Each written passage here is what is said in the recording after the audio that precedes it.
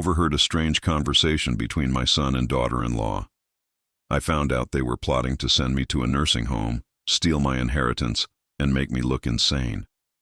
I installed cameras in the house and discovered something terrible. A week later, I vanished, leaving a recording on the table. 26 missed calls.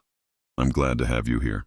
Follow my story until the end and comment the city you're watching from, so I can see how far my story has reached. I never thought I'd become invisible in my own home. At 62, I'd imagined my golden years differently. Maybe traveling with Margaret, watching our grandchildren grow up, enjoying the fruits of 40 years of hard work. Instead, I was sitting alone in the house we'd built together, 2 years after her funeral, wondering why my own son looked at me like I was already dead.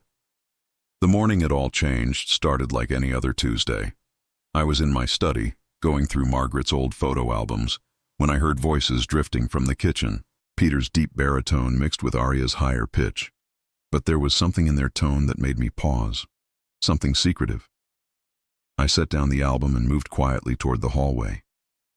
After Margaret's stroke, I'd developed this habit of moving carefully through the house, as if making too much noise might disturb her memory somehow. Now that habit served a different purpose. The lawyer said we need documented evidence of his mental decline, Aria was saying. Her voice carried that edge it always had when she was planning something. I'd noticed it before at family dinners, when she'd convince Peter to make decisions he'd later regret.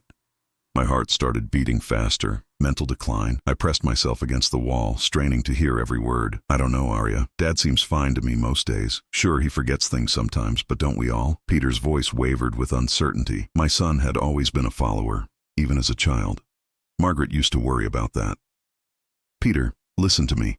Aria's voice dropped to that manipulative whisper she used when she wanted something.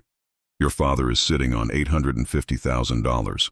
That money could secure our future, pay off our debts, give us the life we deserve. But if we wait until he actually loses his mind, there might not be anything left. $850,000. She'd calculated it exactly. Every penny of Margaret's life insurance, my retirement savings, the value of this house, my life's work reduced to a number in her scheming mind. But Mom always said he should enjoy his retirement, Peter protested weakly. Your mother is dead, Peter? Aria's words hit like ice water. And your father is forgetting more each day. Last week he couldn't remember where he put his keys. Yesterday he asked me twice what day it was. He's declining, whether you want to see it or not. I stood there, my back against the hallway wall, feeling something crumble inside my chest. Those little moments she mentioned, the keys, the dates, they were normal things. Everyone misplaces keys. Everyone loses track of time occasionally. But she was weaponizing my humanity, turning my small, everyday struggles into evidence against me. The facility I found is actually quite nice, Aria continued. Sunset Manor. They specialize in memory care. The staff is trained to handle people in his condition. His condition, as if I had some terminal disease instead of the normal forgetfulness that comes with age and grief. How much would it cost? Peter asked, and I could hear him weakening, being drawn into her web. $3,500 a month. But Peter, think about it. We'd have access to his accounts to pay for his care. We'd be his legal guardians. We could make sure he's safe and comfortable while securing our financial future. It's really the best thing for everyone. $3,500 a month. In a place where I'd be locked away, medicated into compliance, while they lived in my house and spent my money. The betrayal cut so deep, I had to grip the wall to keep from collapsing. I still feel like we're rushing this, Peter said, but his resistance was fading. I knew my son's voice well enough to hear the capitulation creeping in. We can't wait, sweetheart. These things take time to arrange. The legal paperwork alone will take weeks. And what if he has another episode like last month? Another episode? I racked my brain trying to remember what she could mean. Then it hit me. The day I'd felt dizzy and confused when I couldn't remember eating breakfast.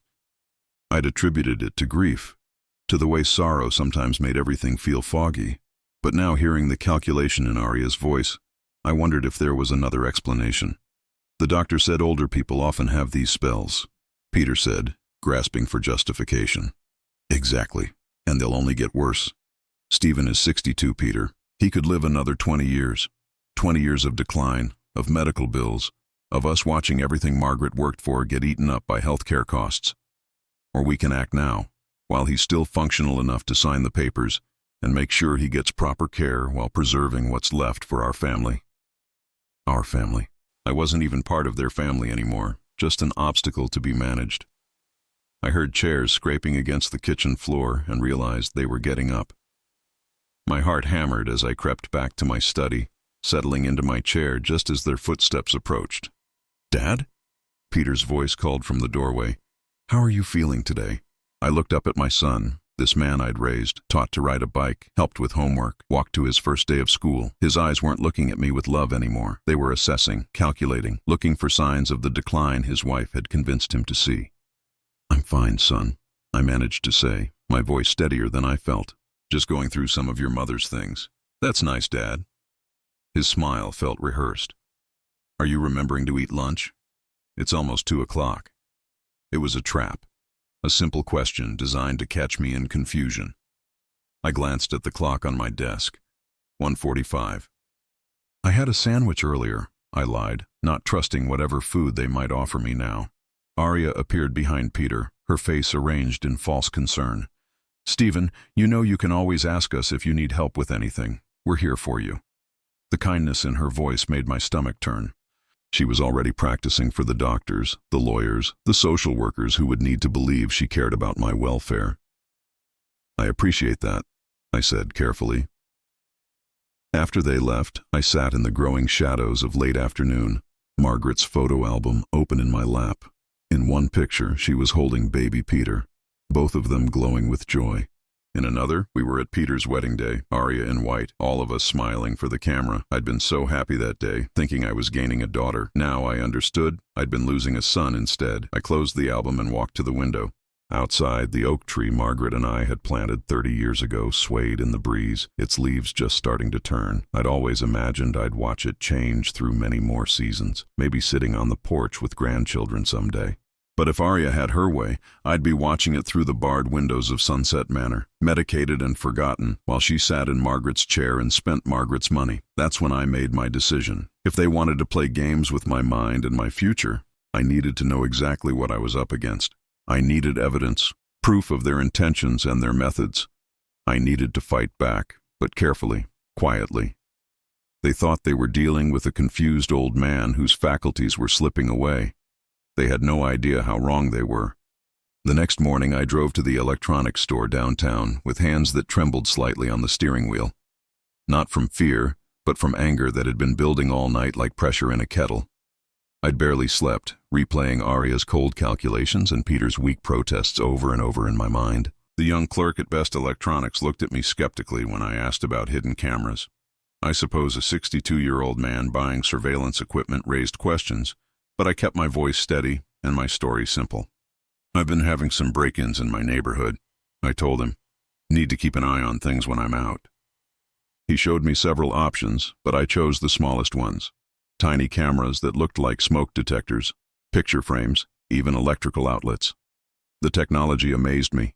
These devices could record for hours, store everything digitally, and I could monitor them from my phone. "You'll want to place them strategically," the clerk explained, warming up once he realized I was a serious customer with cash to spend. Kitchen, living room, main hallway, anywhere people gather and talk. $340 later, I drove home with a bag full of surveillance equipment and a growing sense of purpose. For the first time since Margaret's death, I felt like I was taking control of something. I waited until afternoon, when Peter was at work and Aria had gone to her yoga class, before installing the cameras. My hands were steadier now, focused on the technical challenge. I placed one in the kitchen, disguised as a small radio on the counter. Another went in the living room, hidden inside a decorative clock Margaret had loved. The third I installed in the hallway, replacing the smoke detector with an identical one that contained a lens. The hardest part was downloading the app and figuring out how to connect everything to my phone.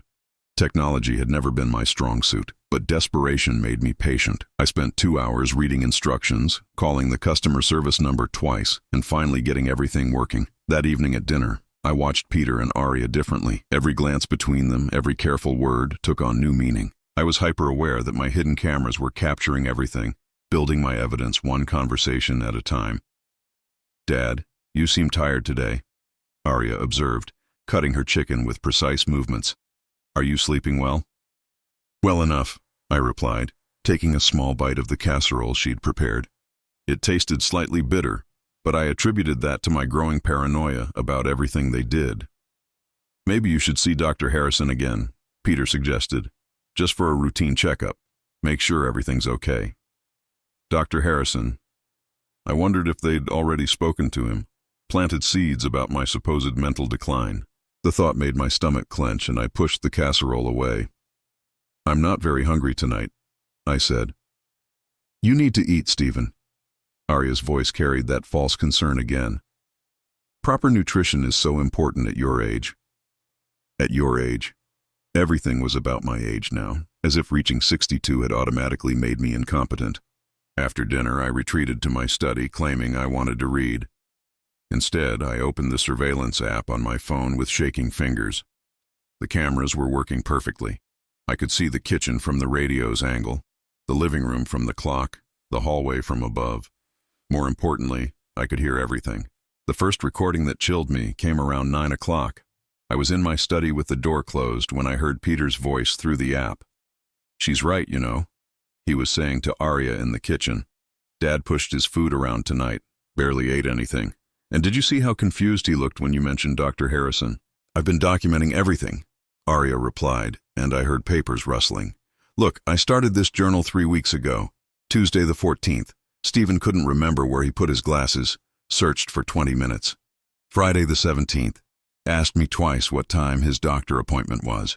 Monday the 21st, stood in the kitchen for several minutes, seemed lost, my hands clenched around my phone. She'd been stalking me in my own home, turning every normal moment of distraction into evidence of dementia. The glasses she mentioned, I'd later found them in the car where I'd left them after driving to the pharmacy.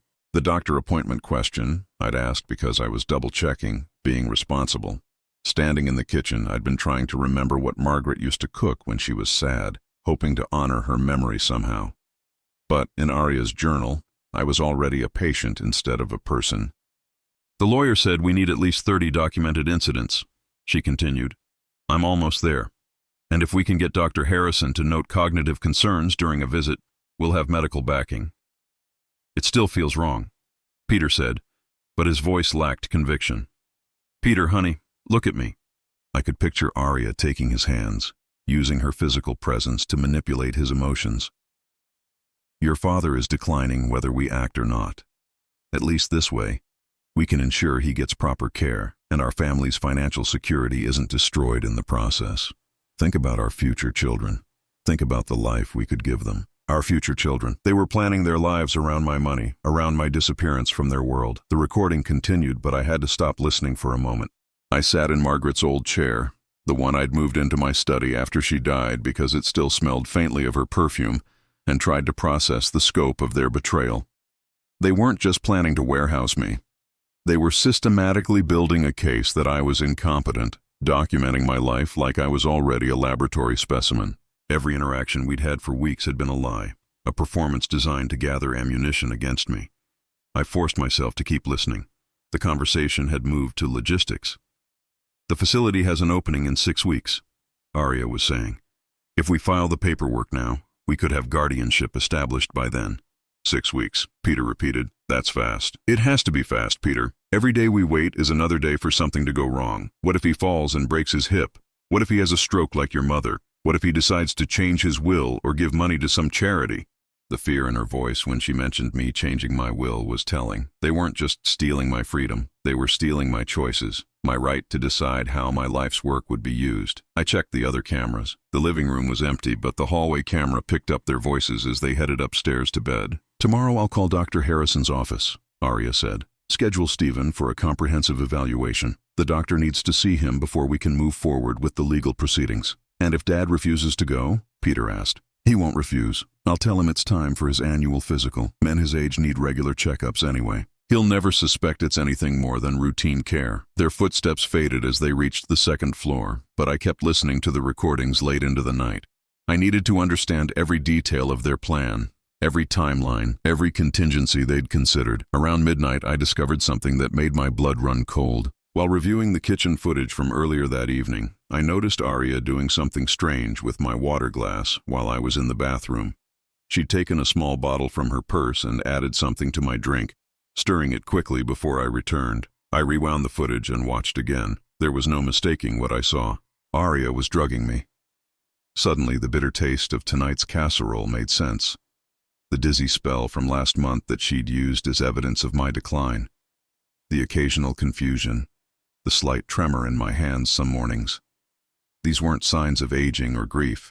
She was poisoning me systematically, creating the very symptoms she was documenting as proof of my mental deterioration. I sat in the dark study, Margaret's perfume still clinging to the chair, and realized that my situation was far more dangerous than I'd initially understood. This wasn't just about money or convenience. If Aria was willing to drug me to create evidence of dementia, what else might she be willing to do?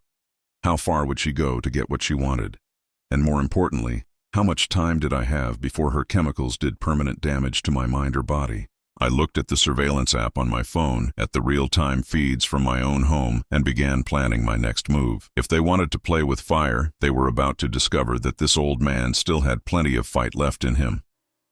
But I had to be smarter than them, more careful, more patient, because now I knew that my life quite literally depended on it. The next 3 days I became a detective in my own home. I stopped eating anything Aria prepared, claiming my appetite was poor. Instead, I made my own simple meals when they weren't around, or ate from sealed packages I could verify hadn't been tampered with. The improvement in how I felt was almost immediate. The morning fog that had been clouding my thoughts for weeks began to lift. The slight tremor in my hands disappeared. Most telling of all, I could think clearly again, remember details with the sharpness I'd had before Margaret's death. The realization hit me like a physical blow. I hadn't been grieving myself into confusion. I'd been systematically poisoned. My surveillance system captured everything now. I'd learned to be patient, to watch and wait. Aria had no idea that every casual conversation, every private moment with Peter, every calculated move was being recorded in high definition. Thursday morning, while Peter was at his engineering firm and I pretended to nap in my study, Aria made a phone call that changed everything. I watched through the kitchen camera as she pulled out her cell phone and dialed a number she had memorized. "Dr. Martinez, it's Aria Holloway. Yes, Peter's wife." Her voice carried that false sweetness she used when manipulating strangers. "I wanted to give you an update on my father-in-law's condition, Dr. Martinez, not Dr. Harrison, our family physician. This was someone else entirely. The Risperdal is working perfectly," she continued, and my blood went cold. "He's showing all the confusion and disorientation we discussed. The hand tremors started about 2 weeks ago, just like you predicted. Risperdal," I recognized the name from medication commercials, an antipsychotic drug used to treat schizophrenia and bipolar disorder. She'd been feeding me antipsychotic medication to create symptoms of mental illness. "How much longer do you think we need to continue?" Aria asked, pacing around my kitchen like she owned it. "The legal proceedings should begin next week, and I want to make sure his condition appears stable enough for the evaluation, but severe enough to justify guardianship." There was a pause as she listened to the response. 12 milligrams daily, split between his morning coffee and dinner. "Sometimes I add extra to his water if he's having what Peter calls a good day. We can't have him appearing too competent during the assessment." She was discussing dosages like I was a laboratory rat. My own daughter-in-law was conducting medical experiments on me with the help of some corrupt doctor who was willing to prescribe controlled substances for someone who wasn't even his patient. "The facility is expecting him by the 15th of next month," she continued. "Sunset Manor. They specialize in cases like this, and they don't ask too many questions about how patients arrive there. The monthly fee is $3,500, which will pay from his accounts once the guardianship is established." Another pause, then laughter that made my skin crawl. "Oh, Dr. Martinez, you're terrible, but you're right. Once he's properly medicated and supervised, the inheritance issues will resolve themselves naturally. Peter estimates we're looking at $850,000 in total assets. Plus, this house is worth at least another $400,000. $1.25 million.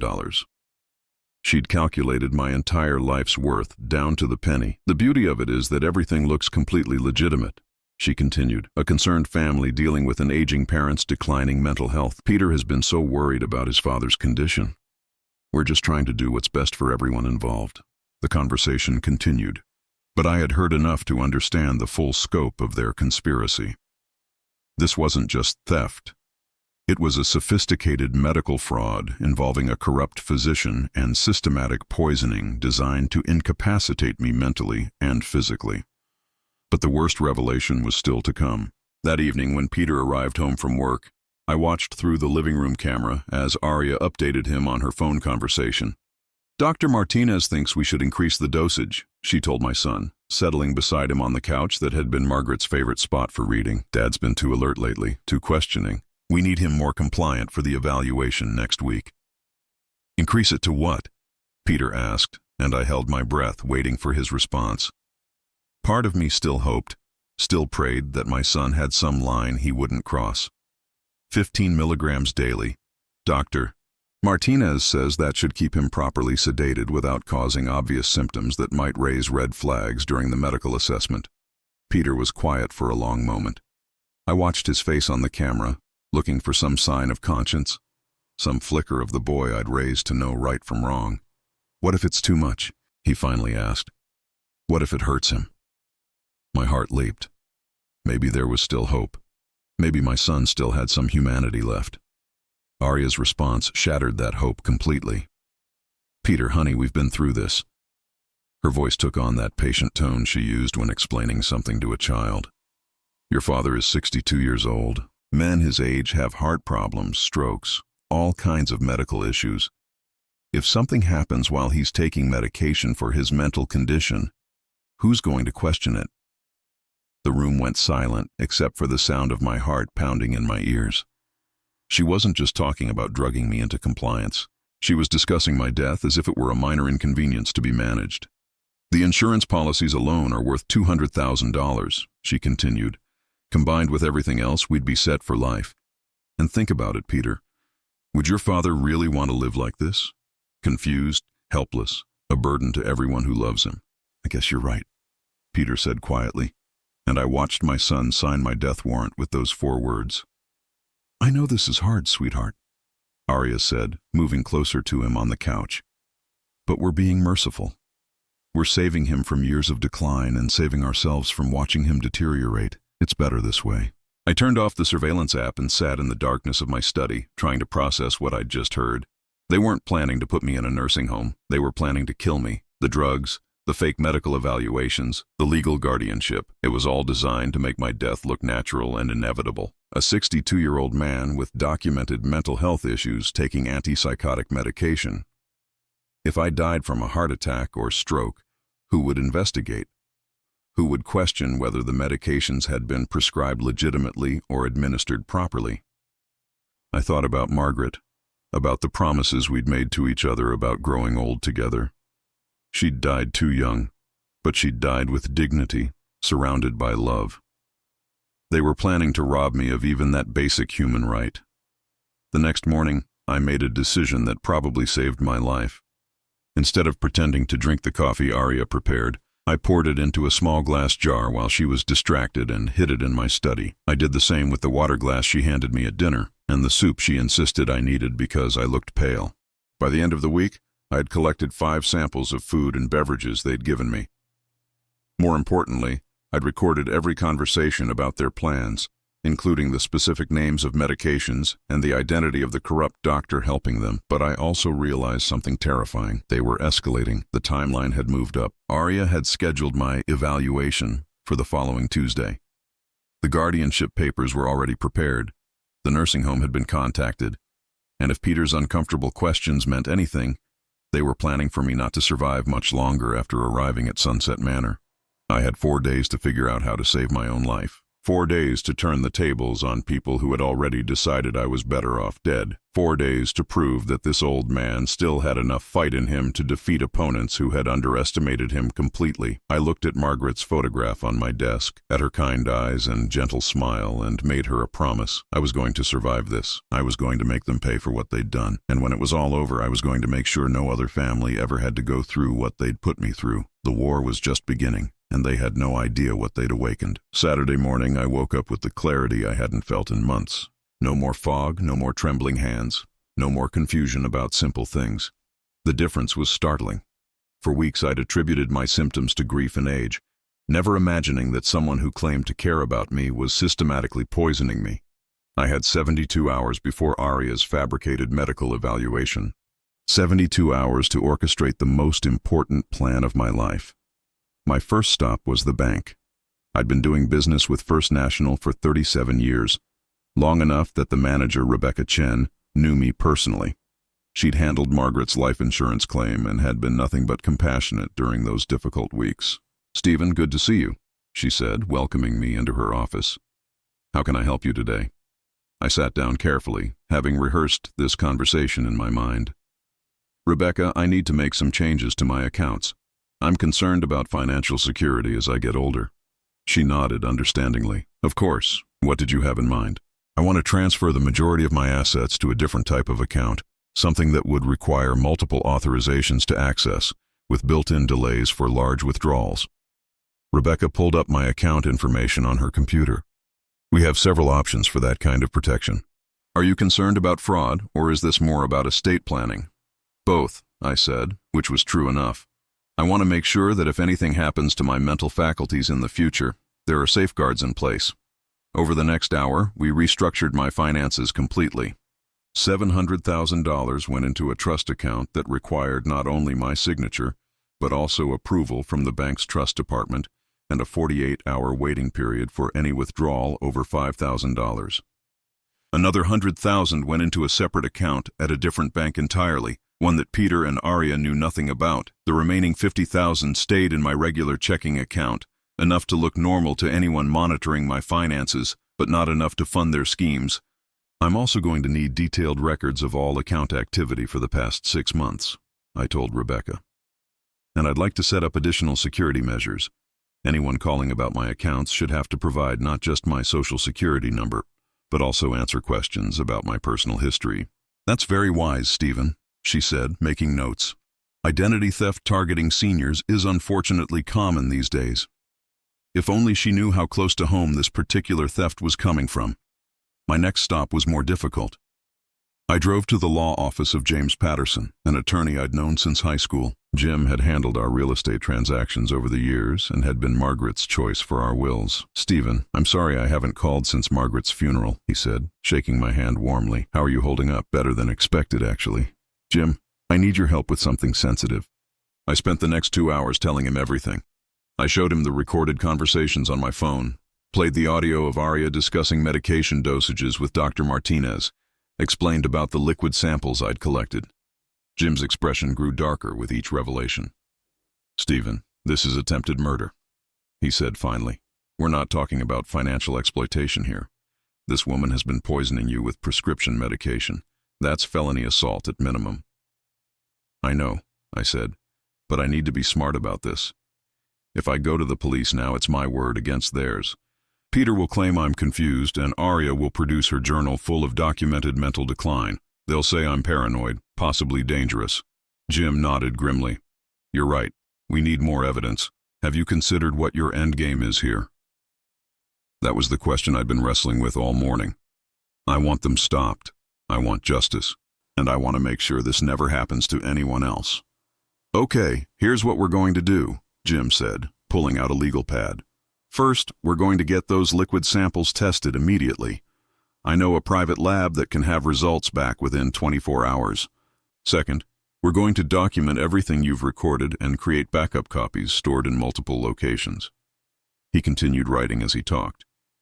"Third, we're going to set up a dead man's switch. If anything happens to you, if you disappear or end up hospitalized or die suddenly, everything gets released automatically to the police, the medical board, and the media." "You think they'd actually kill me?" I asked, though I knew the answer from their recorded conversations. "Stephen, they've already been trying to kill you slowly. The only question is how patient they're willing to be." We spent another hour planning. Jim would handle the legal preparations while I gathered more evidence, but most importantly, he helped me understand that I needed to disappear before Tuesday's fake medical evaluation. Once they get you into that doctor's office, once they have you declared incompetent, you lose all your legal rights, he explained. Even if we prove fraud later, the damage could be irreversible. You need to vanish before they can spring their trap. That afternoon, I made the most difficult decision of my life. I was going to leave everything I'd built with Margaret and disappear completely, but not forever, and not without purpose. I began my preparations methodically. First, I visited 3 different ATM machines, withdrawing the maximum daily limit from each.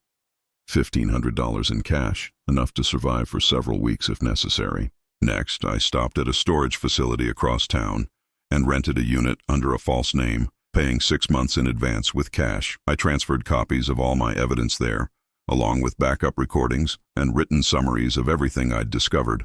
The hardest part was packing. I couldn't take much without arousing suspicion, but I needed enough clothes and personal items to survive an extended absence. I settled on filling one small suitcase, which I hid in the trunk of my car.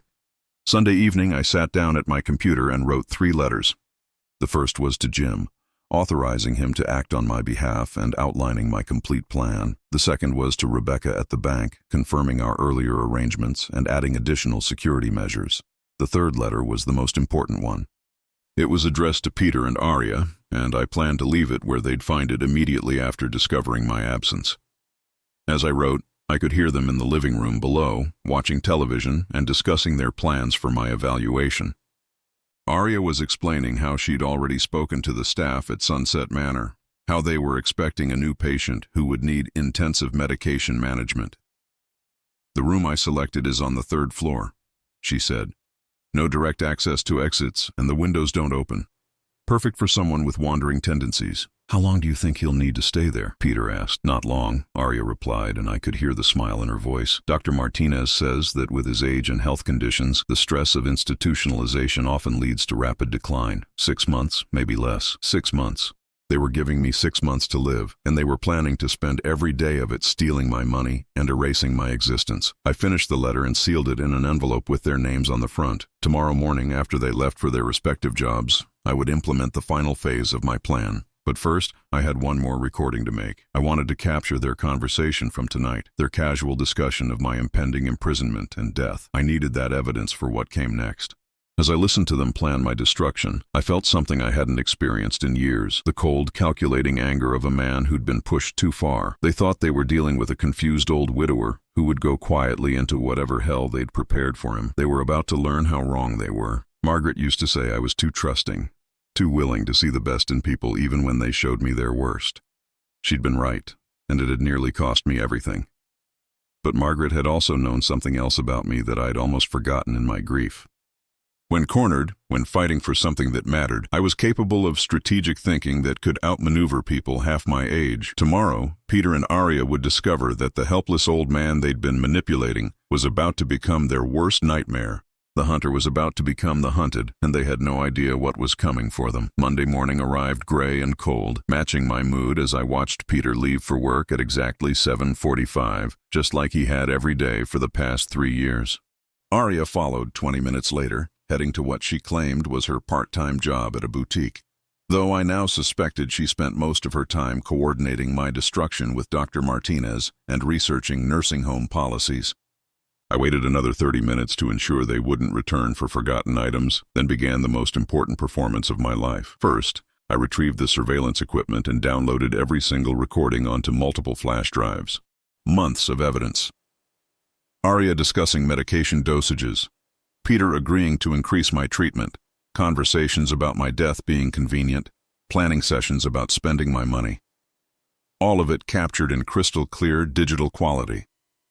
I placed one flash drive in the envelope with my letter to them.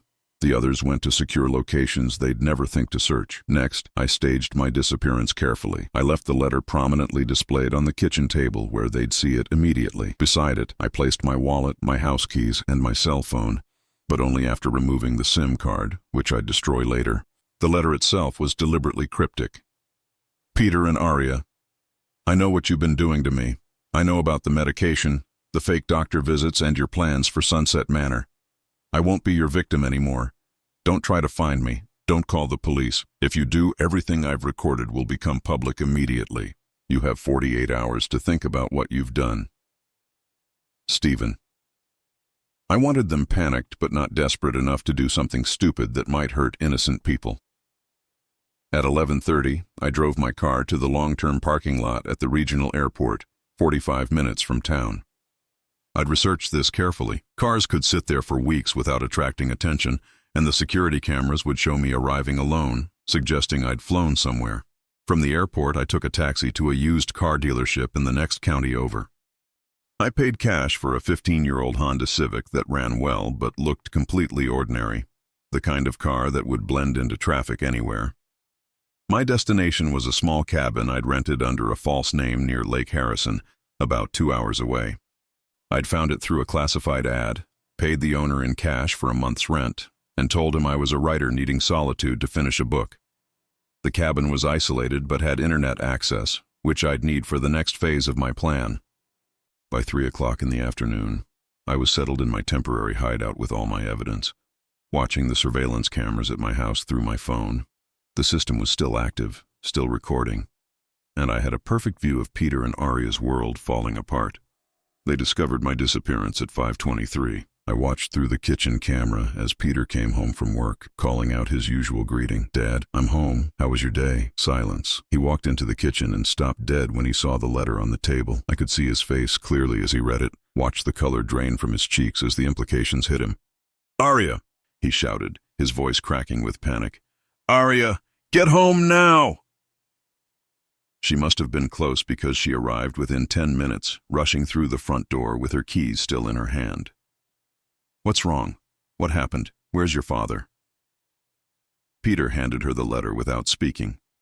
I watched her face transform as she read, saw the calculation behind her eyes as she processed this unexpected development. "He's bluffing," she said finally, but her voice lacked conviction. "He doesn't know anything. He's just paranoid." "Then where is he, Aria? Where's his car? Where's his phone?" She picked up my abandoned cell phone from the table, frantically pressing buttons. "It's been factory reset. There's nothing on it." That wasn't true, of course. I'd simply removed the SIM card, but the panic in her voice told me my psychological warfare was working. "Call Dr. Martinez," Peter said, pacing around the kitchen like a caged animal. "Find out if Dad somehow figured out about the medication." "I can't call Dr. Martinez from here," Aria snapped. "What if Stephen really is recording us? What if this whole house is bugged?" The irony was perfect. They were paranoid about surveillance in their own home, never imagining that I'd been watching them for weeks. Over the next hour, I witnessed the complete breakdown of their conspiracy. They searched every room, looking for hidden cameras or recording devices. They whispered to each other in corners, afraid that their own voices might be captured. They called my cell phone repeatedly, getting only voicemail. But the most satisfying moment came when Aria tried to access my bank accounts online. I watched her sit at my computer typing furiously, growing more frustrated with each failed login attempt. I'd changed all the passwords, of course, but she didn't know that yet. "The accounts are locked," she told Peter, her voice rising toward hysteria. "I can't get into any of them. Not the checking account, not the savings, nothing." "What do you mean locked?" "I mean they're frozen, Peter. Inaccessible." He must have done something to them before he left. Peter sank into a chair, the full scope of their disaster beginning to dawn on him. "The house payment is due next week, and didn't you tell Dr. Martinez we'd pay him $5,000 once the guardianship went through?" "Shut up about Dr. Martinez," Aria hissed, glancing around as if I might be hiding behind the furniture. "We don't know what Stephen heard or recorded. We can't say anything incriminating." But of course, they already had. Months of incriminating conversations, all neatly cataloged and stored in multiple secure locations. My phone buzzed with the first call at 6:15, then again at 6:17. By 7 o'clock, I had 26 missed calls from my home number and Peter's cell phone. I let them all go to voicemail, knowing that each unanswered ring would increase their panic. The messages they left grew increasingly desperate. "Dad, please call me back. We need to talk. There's been a misunderstanding." Stephen, it's Aria. I don't know what you think you heard, but we can explain everything." "Dad, please. We're worried about you. Just tell us where you are." And finally, around 10 o'clock, "Stephen, you're making a mistake. Come home now, and we can work this out. But if you don't come back, if you try to hurt this family, you'll regret it." That last message, clearly from Aria, told me everything I needed to know about her true nature. Even in defeat, she was threatening me. I made one call that night to Jim Patterson. "Stephen, thank God. Are you safe?" "I'm fine, Jim. Did you get the lab results?" "Yes, and they're exactly what we expected. Risperdal, just like you suspected, enough to cause all the symptoms they documented, administered over a period of several weeks." "Good. Have you prepared the packages for the authorities?" "Everything's ready. Police, medical board, District Attorney's Office, and the FBI's Elder Abuse Task Force. The moment you give me the word, or if anything happens to you, it all gets delivered simultaneously." "Perfect. Give me 48 hours to let them stew in their own panic, then we'll spring the trap. That night, I slept better than I had in months. No drugs in my system, no one monitoring my every move, no one planning my death while pretending to care about my welfare. For the first time since Margaret's passing, I felt truly free. But my freedom had come at a price. I was now completely alone, cut off from my former life, dependent on my own resources and planning. If I'd made any mistakes, if there were any flaws in my strategy, I might never see justice for what they'd done to me. Still, as I lay in the small cabin bed, listening to night sounds from the lake, I felt something I hadn't experienced in years. Hope. Not the desperate hope of a victim, but the quiet confidence of someone who'd taken control of his own destiny. Tomorrow would bring the next phase of my plan. Peter and Aria thought they'd lost track of me, thought they were dealing with an unpredictable old man who might do anything. They were right about that last part. I was unpredictable now. But I wasn't the confused, helpless victim they'd been manipulating for months. I was someone who'd been pushed to his breaking point and had decided to push back with everything he had left. Wednesday morning, exactly 48 hours after my disappearance, I called Jim Patterson from a payphone outside a diner near Lake Harrison. "It's time," I said simply. "Are you sure, Stephen? Once we do this, there's no going back." I thought about Margaret, about the life we'd built together, about the trust I'd placed in people who'd used it to nearly destroy me. I've never been more sure of anything in my life. Understood. The packages go out in 1 hour. While Jim coordinated with the authorities, I drove back toward town for the final act of this drama. I had one more stop to make before justice caught up with Peter and Aria. I parked the Honda across the street from my house and waited. Through my surveillance app, I could see them inside, still frantic, still searching for solutions that didn't exist. Aria was on the phone constantly, probably trying to reach Dr. Martinez or cancel arrangements with Sunset Manor. Peter sat at the kitchen table with his head in his hands, finally beginning to understand the magnitude of what they'd done. At exactly 11:30, 3 police cars pulled into my driveway. I watched through the cameras as Detective Sarah Morrison, a woman I'd met briefly at a community safety meeting years earlier, rang the doorbell. Behind her stood 2 uniformed officers and a man in a suit who I assumed was from the district attorney's office. Peter opened the door, his face pale and drawn. "Peter Holloway? I'm Detective Morrison with the Metro Police. We need to speak with you and your wife about your father, Stephen Holloway." "He's missing," Peter said quickly. "We filed a report yesterday. We've been worried sick." "I'm sure you have," Detective Morrison replied with the kind of professional neutrality that suggested she knew much more than she was letting on. "May we come in?" I had positioned myself in the used Honda where I could see both the house and my phone screen. This was the moment I'd been planning for weeks, the culmination of everything I'd endured and discovered. Through the kitchen camera, I watched as Detective Morrison placed a digital recorder on my dining room table, the same table where Margaret and I had shared thousands of meals, where we'd planned our retirement, where I'd grieved her loss. "Mr. Holloway, Mrs. Holloway, you're both under arrest for conspiracy to commit elder abuse, illegal administration of controlled substances, and attempted fraud." Aria shot to her feet. "This is ridiculous. We haven't done anything wrong. Stephen is confused, possibly dangerous. He's been having episodes of paranoia and aggression." Detective Morrison consulted a folder in her hands. "Mrs. Holloway, we have recorded evidence of you discussing medication dosages with Dr. Luis Martinez, who has already been taken into custody this morning. We have laboratory analysis of liquid samples showing the presence of Risperdal in beverages intended for your father-in-law. We have documented evidence of your planning to gain guardianship through fraudulent medical evaluations." The color drained from Aria's face completely. Peter made a sound like he'd been punched in the stomach. "Where is he?" Peter asked, his voice barely above a whisper. "Where's my father?" "Safe," Detective Morrison replied, "and fully aware of everything you've done to him." That was my cue. I got out of the Honda and walked across the street toward my own front door, toward the house where I'd been poisoned and manipulated and nearly destroyed by people who were supposed to love me. Peter saw me first through the living room window. His face crumpled, and for a moment I saw the little boy he'd once been, the child who used to run to me when he was scared or hurt. But that child was gone, replaced by someone who'd been willing to drug his own father to death for money. I walked through my front door for the first time in 3 days, feeling like a stranger in my own home. "Hello, Peter." Aria. Aria lunged toward me, fury overriding her fear. "You bastard! You manipulative, vindictive old man! We were trying to help you." One of the uniformed officers stepped between us, but I held up my hand. "Let her talk," I said calmly. "I want everyone to hear exactly who she really is."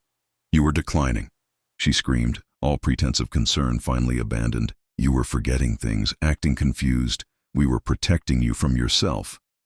"You were poisoning me," I replied, my voice steady despite the rage burning in my chest. "You were feeding me antipsychotic medication to create the very symptoms you claim to have been treating. You were planning to have me declared incompetent so you could steal everything Margaret and I worked 40 years to build." Peter finally found his voice. "Dad, I thought we were helping. Aria said you were getting worse, that you needed professional care." I looked at my son, this man I'd raised from infancy, taught to walk and ride a bike and drive a car.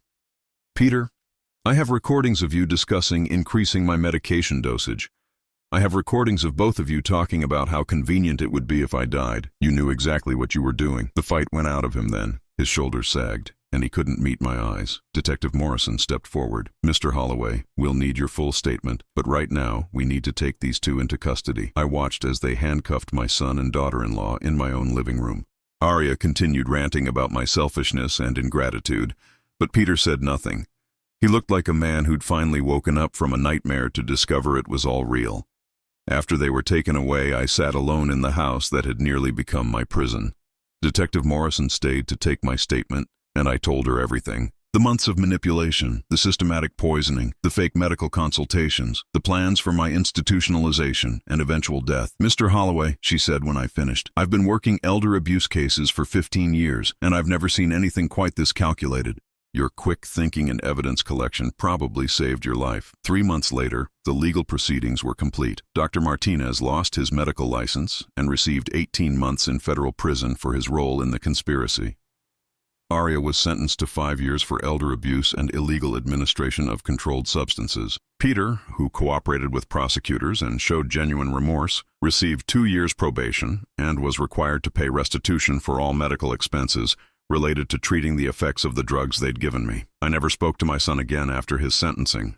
Some betrayals cut too deep for forgiveness, and knowing that he'd been willing to discuss my death as a convenience was a wound that would never heal. But my story doesn't end with their punishment. 6 months after that nightmare ended, I did something Margaret and I had always talked about but never found the courage to do. I sold the house with all its painful memories and moved to a small coastal town in North Carolina where nobody knew my history. I bought a modest cottage 3 blocks from the ocean and began the process of rebuilding my life from scratch. I volunteered at a local senior center, where I quietly helped other elderly people recognize the signs of family financial abuse. I started a small support group for people who'd been victimized by relatives they'd trusted. Most importantly, I began to heal. The drugs Aria had fed me caused no permanent damage, but the emotional scars took longer to fade. I had to relearn how to trust my own perceptions, my own memories, my own judgment about people. 1 year after my escape, I met Eleanor at the farmer's market. She was 70, recently widowed, with kind eyes and a laugh that reminded me of Margaret's. We started as friends, 2 people who understood loss and betrayal, who knew that trust was something precious that had to be earned slowly. Eleanor had her own story of family members who'd tried to exploit her vulnerability after her husband's death. She'd been stronger than I was initially, more suspicious of their motives, but she understood the peculiar pain of being betrayed by people who were supposed to love you unconditionally. We didn't rush into anything romantic. Instead, we built something better, a partnership based on mutual respect, shared experiences, and the hard-won wisdom that comes from surviving other people's attempts to destroy you. Today, as I write this 2 years after my disappearance, I'm sitting on the porch of the cottage Eleanor and I now share. The ocean breeze carries the scent of salt and possibility. And for the first time since Margaret's death, I can honestly say I'm happy. I think about Peter sometimes, wonder if prison changed him, if he ever truly understood what he'd done. But I've learned that forgiveness doesn't require reconciliation, and moving forward doesn't mean forgetting the lessons you've learned. The most important lesson is this: no one has the right to decide your fate for you, no matter what their relationship to you might be. Family isn't defined by blood. It's defined by love, respect, and the willingness to protect each other's dignity, even when it's difficult. I survived because I refused to accept their version of who I was. I fought back because I remembered who I'd been before they started poisoning my body and my mind. And I found peace because I learned that sometimes the greatest act of self-love is walking away from people who don't deserve access to your life. The sunset over the Atlantic tonight is particularly beautiful, painted in shades of gold and pink that Margaret would have loved. Eleanor squeezes my hand and suggests we walk down to the water before it gets dark. As we make our way across the sand, I realize that this is what victory looks like. Not revenge or punishment, but the simple, profound joy of being free to choose your own path, to love and be loved honestly, and to wake up each morning knowing that no one else controls your destiny. I am Stephen Holloway. I am 74 years old, and I am finally completely free.